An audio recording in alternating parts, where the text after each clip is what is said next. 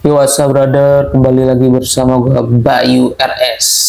Oke, kali ini gue bakalan bikin konten karena udah lama gue gak bikin konten, mungkin 3 minggu lah. 3 minggu gue gak bikin konten, jadi karena saat ini gue gabut, gak bisa tidur. Sekarang jam setengah 1 brother, dan gue nggak tahu kenapa akhir-akhir ini gue gak bisa tidur aja. Jadi timbang gue gabut, nge-scroll TikTok dan juga IG yang penuh dengan kemaksiatan, jadi gue bikin konten aja bro. Ya, kali ini gue bakalan ngebahas tentang keresahan gue yang akhir-akhir ini gue terngiang-ngiang di kepala gue, yaitu kenapa koruptor gak dihukum mati saja. Kenapa koruptor masih ada pengampunan untuk koruptor? Kenapa tidak dihukum mati saja? Sebelum kita langsung membahas kenapa koruptornya itu tidak dihukum mati, kita bahas dari sudut pandang orangnya dulu. Kita bahas dari penyebab seseorang melakukan tindak korupsi. Kenapa manusia melakukan tindak korupsi? Penyebabnya, faktor pertama adalah sifat serakah. Sifat serakah yang tidak pernah merasa cukup, selalu merasa kurang, selalu merasa gue masih bisa nih dapat ini dengan pemenangku ini. Sifat serakah yang gak ada syukurnya, itu penyebab utama kenapa orang melakukan tindak korupsi. Yang kedua, penyebab kedua adalah sifat konsumtif yang berlebihan. Sifat konsumtif yang gak seharusnya dia lakukan atau dia beli, tapi dia membutuhkan itu untuk gaya hidup, bukan kebutuhan. Jadi sifat konsumtif yang ya beli barang ini, barang itu, barang branded ini, barang branded itu, padahal itu sifatnya cuma ya buat gaya hidup aja, bukan kebutuhan. Tapi gara-gara dia sudah memiliki sifat konsumtif yang sangat tinggi, itu mendorong dia untuk melakukan tindak korupsi untuk mencukupi kebutuhan konsumtifnya itu. Itu penyebab yang kedua. Penyebab yang ketiga adalah moral yang sangat lemah, moral yang sangat hancur, moral yang tidak peduli dengan hal layak sekitar, tidak peduli dengan orang lain, tidak peduli dengan kesengsaraan orang lain.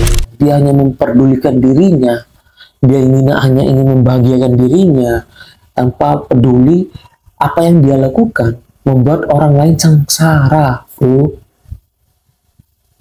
Dan juga masih banyak faktor-faktor yang lain, tapi gue persingkat saja 3 ini yang paling penting. Emang faktor utama orang melakukan tindak korupsi, dan bisa kita singkat atau bisa kita katakan orang yang melakukan tindak korupsi itu adalah orang yang tolol, bajingan, kental, babi, anjing, fuck you. Itu dia intinya, nggak usah banyak bacot ya. Itu intinya, itu dia adalah orang yang anjing, kental, babi, kontil, anjing, babi, bajingan, dan lain-lain. Semua kata jorok hanya untuk para koruptor. Kenapa koruptor tidak dihukum mati? Kenapa?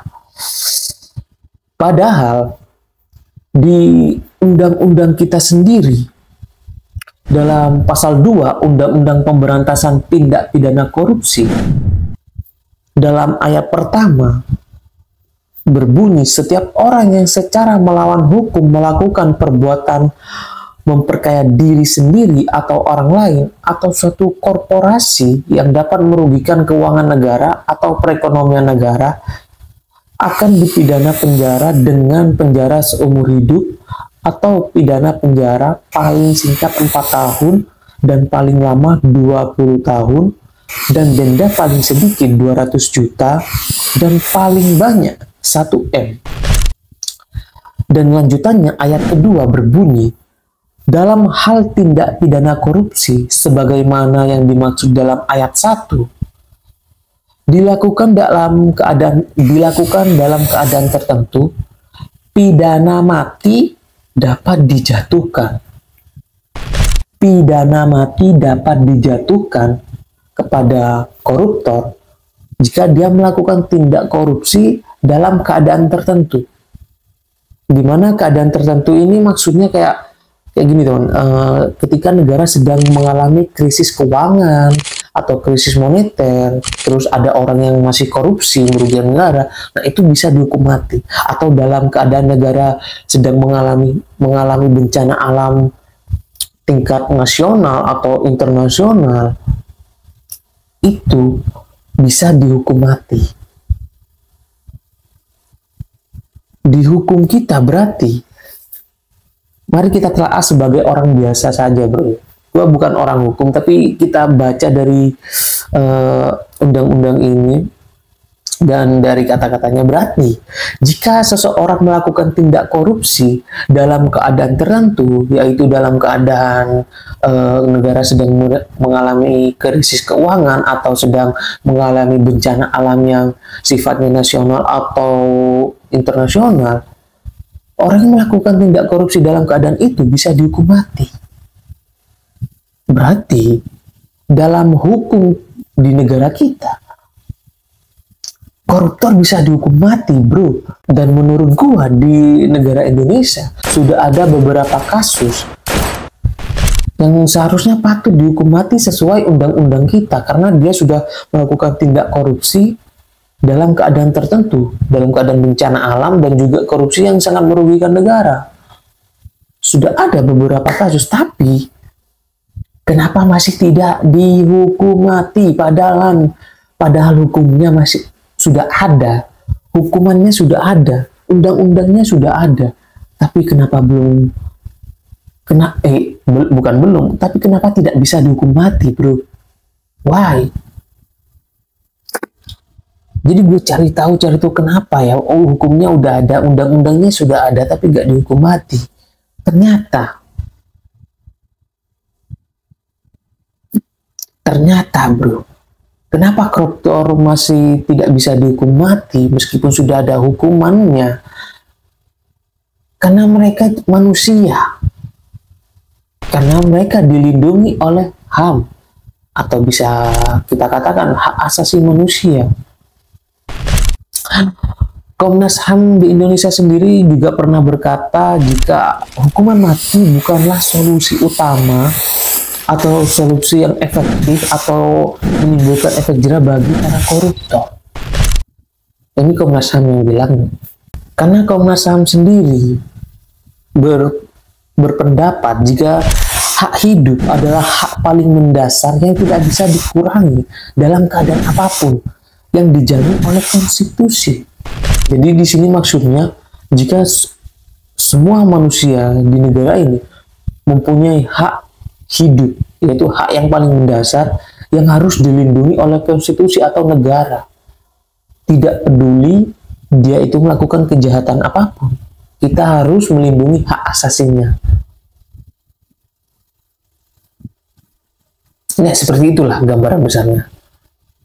Gambaran besarnya seperti itu. Jadi meskipun dia melakukan tindak kejahatan apapun, atau terutama yang kita bahas sekarang korupsi yang sangat merugikan negara dan juga masyarakat, tapi pemerintah juga wajib harus melindungi hak asasinya,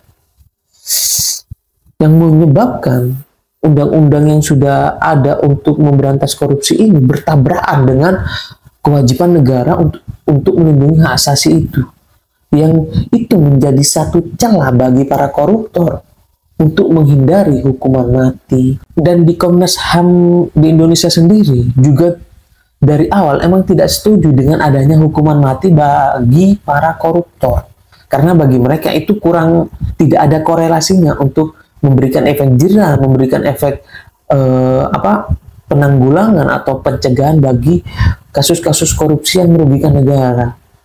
Wow, gak tau, gak bisa, otak gue gak nyampe kenapa Komnas HAM bilang itu gak ada korelasinya, dan juga bilang bukan solusi untuk memberikan efek jera. Wah, kenapa fokus ke efek jeranya? Kalau gue sih fokus ke ya wes, itu konsekuensimu, nggak bertujuan memberi efek jera, bro. Kita cuma bikin Contoh, kamu merugikan negara ini, merugikan masyarakat negara ini, kamu die. Kamu die. Dan jika Komnas HAM bilang, wah rasa takut bukanlah hal yang efektif untuk membuat tingkat korupsi menurun. Mungkin akan menurun, tapi itu bukan dari hati. Oh, masa bodoh anjing. Masa bodoh. Yang penting korupsi tidak terjadi. Mbak, gak peduli itu dari hati atau dari kesadaran seseorang untuk tidak melakukan korupsi. Gak peduli. Kadang rasa takut untuk mengontrol satu keadaan itu diperlukan. Rasa takut bukan hal yang selalu dipandang buruk, bro. Itu juga bisa menjadi hal yang, ya, I need him untuk menjadikan dunia ini lebih baik. Gak paham kenapa Komnas HAM di Indonesia sendiri tidak menyetujui hukuman mati. Karena bisa kita lihat sendiri dari kancah internasional, atau bisa kita bilang PBB itu sendiri tidak menyetujui hukuman mati bagi kejahatan-kejahatan, kecuali kejahatan itu adalah kejahatan yang berat seperti genosida, kejahatan kemanusiaan dalam negara, atau kejahatan perang, mau agresi, ya pokoknya kayak gitulah. Baru itu boleh dilakukan hukuman mati, kata organisasi kancah internasional yaitu PBB. Dan menurut Komnas HAM di Indonesia berpatokan kepada pandangan internasional jika hukuman mati itu untuk koruptor tidak ada korelasinya, karena hukuman mati hanya dibolehkan untuk para pelaku kejahatan yang sangat kejam di dunia, ya, kayak tadi genosida, kejahatan perang, agresi, dan lain-lain.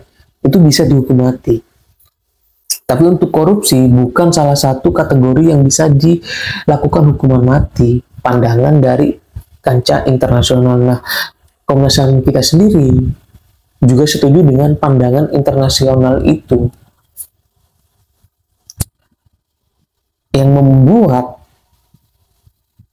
di negara kita sendiri dengan adanya hukum itu, dan hukuman mati untuk koruptor, dan juga tanggung jawab untuk melindungi hak asasi setiap manusia yang ada di negara ini, bertabrakan, bro.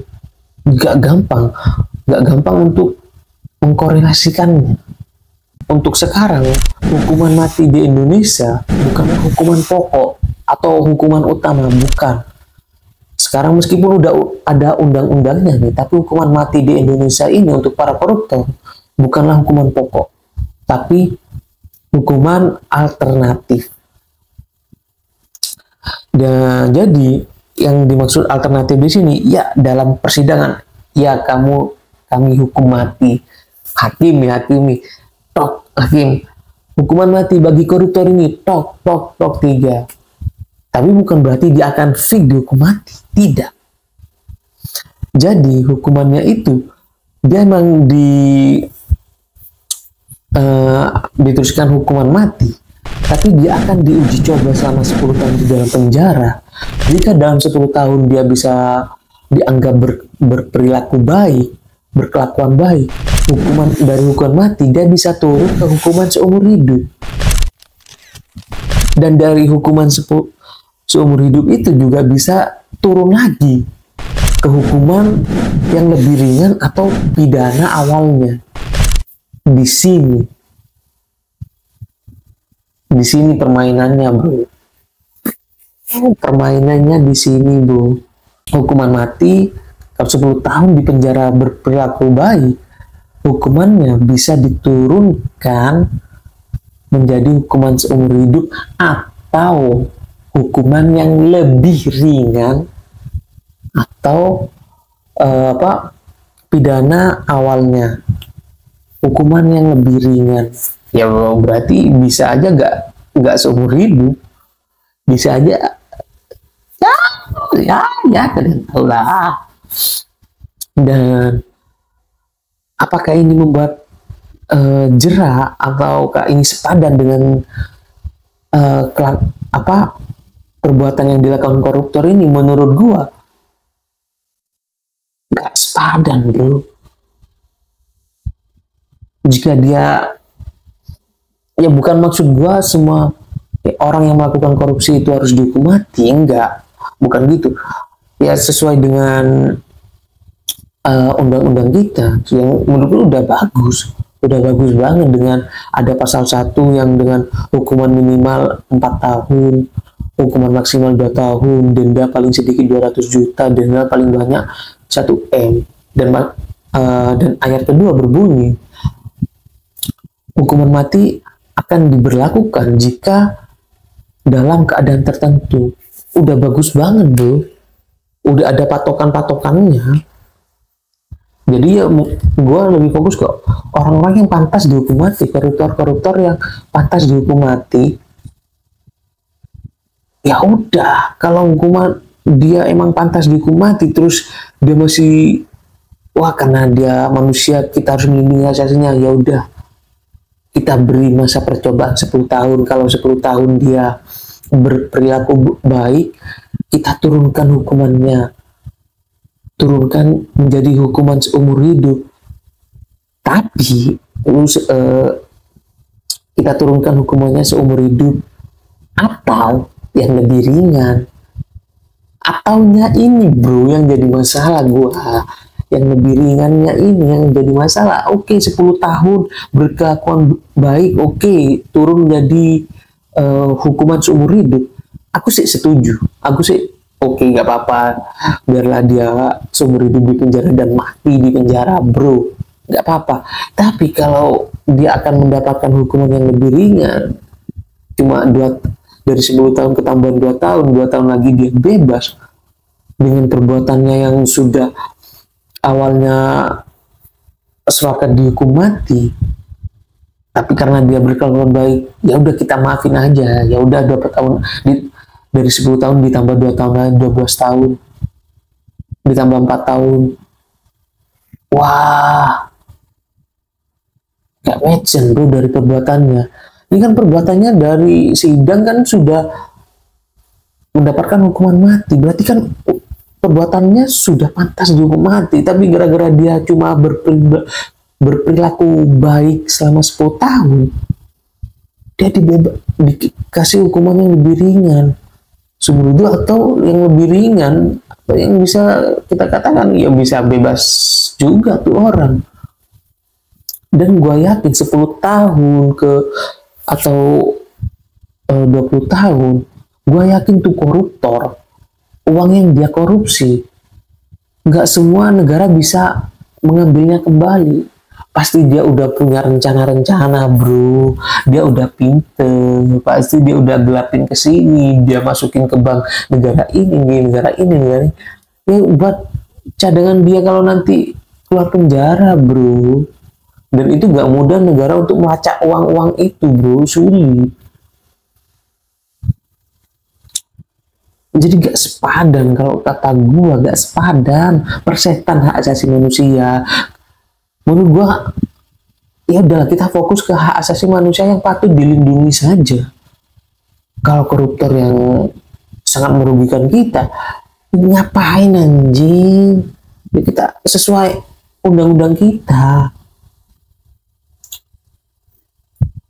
Masuk ke isu negara ini, persetan lah, persetan omongan negara-negara lain, persetan dengan PBB yang wah ternyata Indonesia melakukan hukum mati untuk koruptor. Persetan, Cina lu gak peduli, malah menjadi negara yang kuat banget sekarang. Wah, terlalu mikirin pendapat negara lain, anjing. Apa kamu berpatokan ke PBB yang tidak setuju dengan hukuman mati untuk para koruptor? Anjing. Anjing.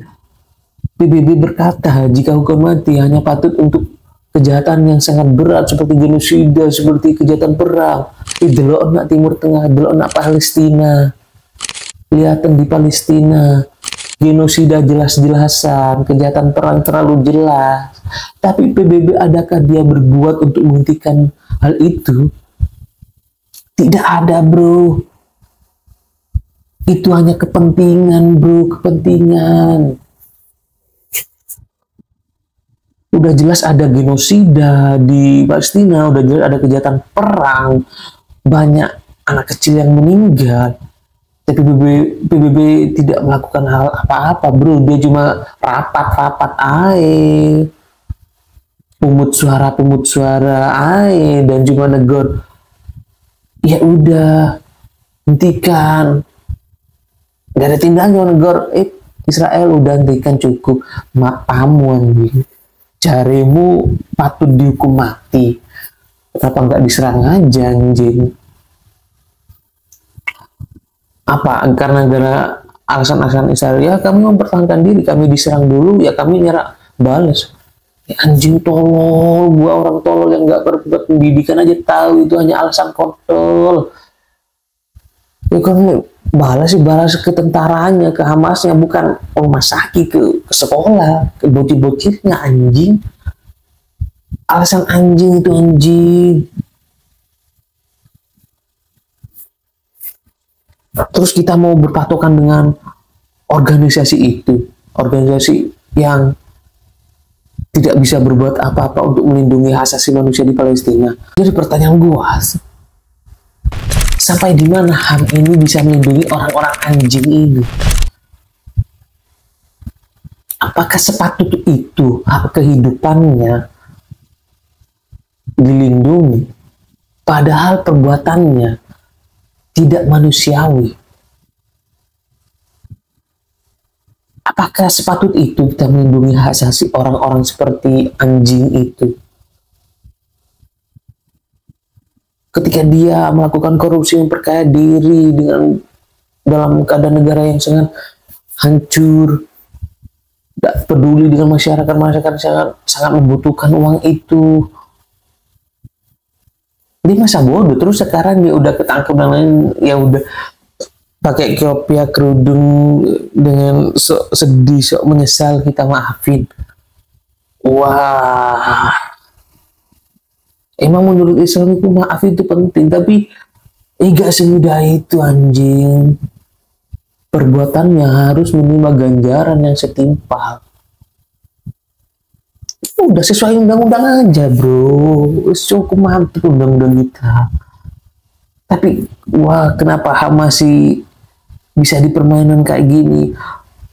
HAM melindungi asasi meskipun dia korupsi, tapi dia mempunyai hak asasi manusia yang harus patut kita lindungi.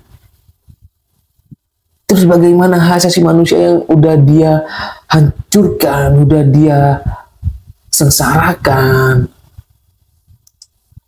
Why? Contoh kita aku langsung aja, bro. Contoh kasus yang menurutku pantas dihukum mati. Contoh korupsi bansos di saat COVID-19, di saat orang-orang nggak punya kerjaan, di saat semua pabrik bangkrut dan banyak orang di PHK, di saat ada lockdown yang membuat kita tidak bisa pergi bekerja, yang mengharuskan kita ada di rumah, di mana kita sangat membutuhkan bantuan bansos itu, tapi malah dikorupsi oleh Kementerian Sosialnya sendiri. Wah, ini sudah pantas dihukum mati, bro. Sudah pantas banget dihukum mati sesuai undang-undang kita. Jika seseorang melakukan tindak korupsi dalam keadaan tertentu, di mana keadaan tertentu itu seperti bencana alam di negara ini atau keadaan krisis keuangan, itu bisa dihukum mati. Dan bansos itu sudah bisa dihukum mati. Dia udah korupsinya di saat bencana COVID-19, di mana orang sangat membutuhkan bantuan dari negara, dia korupsi itu bantuan. Tapi dia masih bisa dilindungi anjing oleh gara-gara HAM kontol. Wah, yang kita hukum dia, tapi tidak bisa hukuman mati. karena kita harus melindungi asasi. Dia korupsi bansos, banyak orang mati gara-gara kelaparan anjing, nggak bisa punya kerja anjing,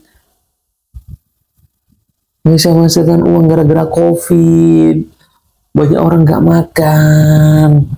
Bukankah melindungi perut masyarakat di negara ini juga hak asasi semua masyarakat yang juga seharusnya bisa dipertimbangkan? Wow, kenapa kita gak bisa kayak, oke, aku akan melindungi hak asasimu,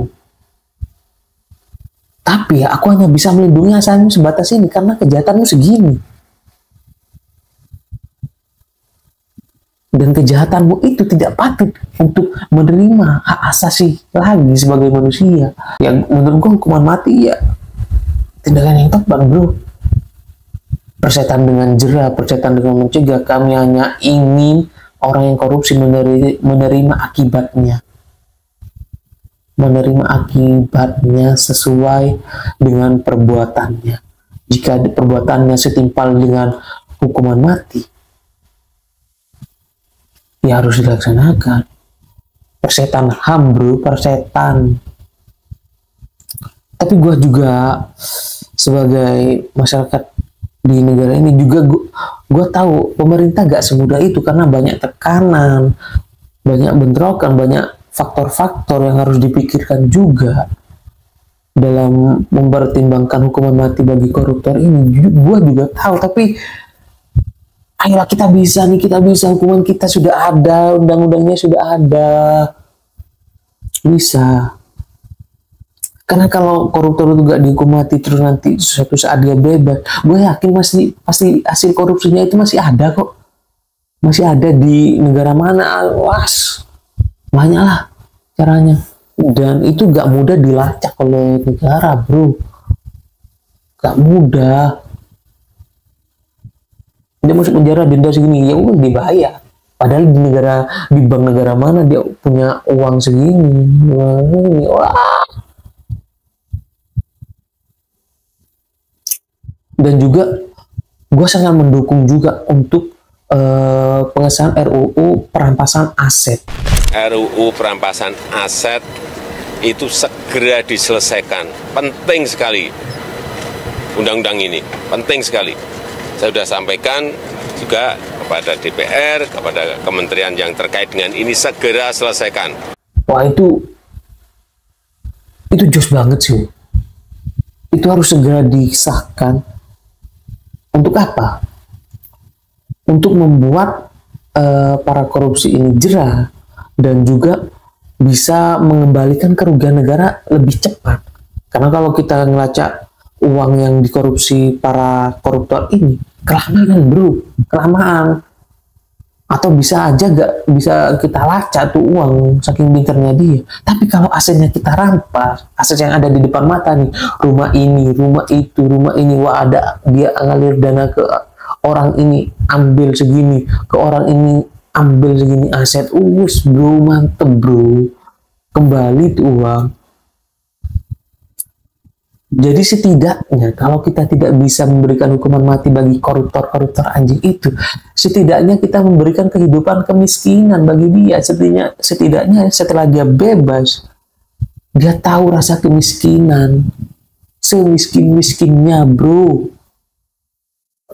Jadi gue mohon untuk para DPR, para pemerintah untuk segera mengesahkan RUU perampasan aset ini agar para koruptor itu, karena gue yakin para koruptor sangat ketar-ketir dengan RUU perampasan aset ini, karena gue tahu yang paling ditakuti koruptor adalah kemiskinan.